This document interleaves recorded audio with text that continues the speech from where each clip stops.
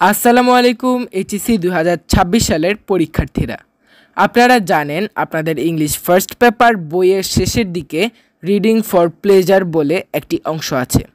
আপনারা যেহেতু এই সিলেবাসের প্রথম পরীক্ষার্থী, তাই এই অংশ থেকে কি পরীক্ষায় কোয়েশ্চেন থাকবে কি না বা থাকলেও কী ধরনের কোয়েশ্চেন থাকবে তা আপনারা জানেন না।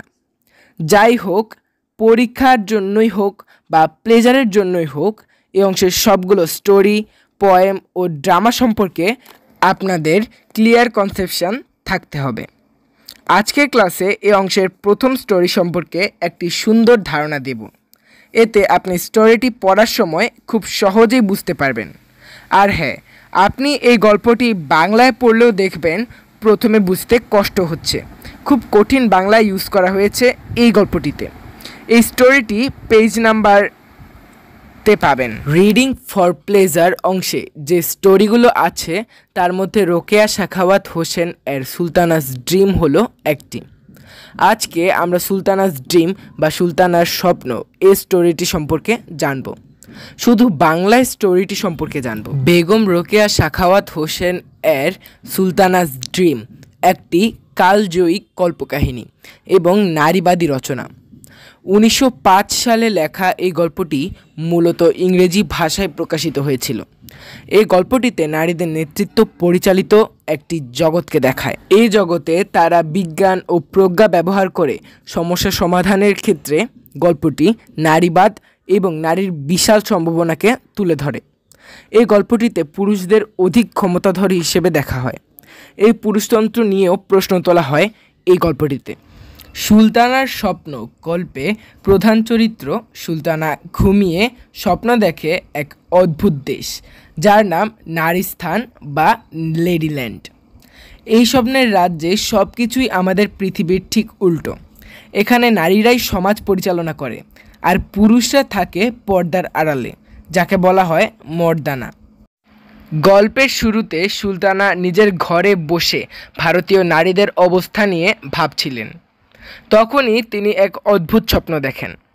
স্বপ্নে তিনি তার পরিচিত বোন সারার মতো দেখতে এক নারীর সাথে দেখা করেন। সেই নারী তাকে লেডিল্যান্ডে ঘুরতে নিয়ে যান। শুরুতে সুলতানা ঘরের বাহিরে যেতে অস্বস্তি বোধ করেন, কারণ তিনি পর্দাশীল নারী। কিন্তু তার সঙ্গী তাকে আশ্বস্ত করেন যে এখানে কোনো পুরুষ নেই, তাই ভয়ের কিছু নেই। সুলতানা অবাক হয়ে দেখেন লেডিল্যান্ডের রাস্তাঘাট, ঘরবাড়ি সব কিছুই পরিচ্ছন্ন এবং প্রযুক্তিগতভাবে উন্নত। এখানে কোনো ধোঁয়া বা দূষণ নেই। সূর্যের আলো দিয়ে রান্না করা হয়, যা পরিবেশ বান্ধব। তারা উড়ন্ত গাড়ি ব্যবহার করে এবং মেঘ থেকে পানি সংগ্রহ করে বৃষ্টিপাত নিয়ন্ত্রণ করতে পারে। সুলতানা জানতে পারেন লেডিল্যান্ডের নারীরা কিভাবে ক্ষমতা পেলেন। একসময় পুরুষরা নিজেদের শারীরিক শক্তি আর পেশি ব্যবহার করে যুদ্ধ করত। সেই সুযোগে নারীরা তাদের বুদ্ধিমত্তা ও বিজ্ঞানকে কাজে লাগিয়ে একটি যুদ্ধ জিতে নেয় এবং পুরুষদেরকে মর্দানা বা ঘরের ভিতর আবদ্ধ করে রাখে। এখানে নারীরা মাত্র 2 ঘন্টা কাজ করে এবং বাকি সময় পড়াশোনা, শিল্পচর্চা ও অবসর যাপনে কাটায়। সমাজে কোনো অপরাধ নেই, কারণ পুরুষদেরকে ঘরের মধ্যে আটকে রাখা হয়েছে। বেগম রোকেয়া এই গল্পের মাধ্যমে তৎকালীন সমাজের পুরুষতান্ত্রিক ব্যবস্থার তীব্র সমালোচনা করেছেন।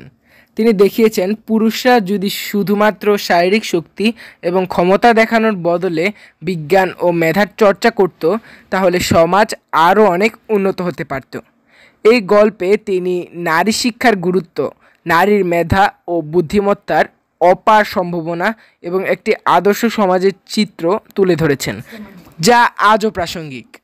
পরিশেষে লেডিল্যান্ড ঘুরে দেখার পর সুলতানা যখন নিজের ঘরে ফিরে আসেন, তখন তিনি বুঝতে পারেন এটি কেবলই একটি স্বপ্ন ছিল।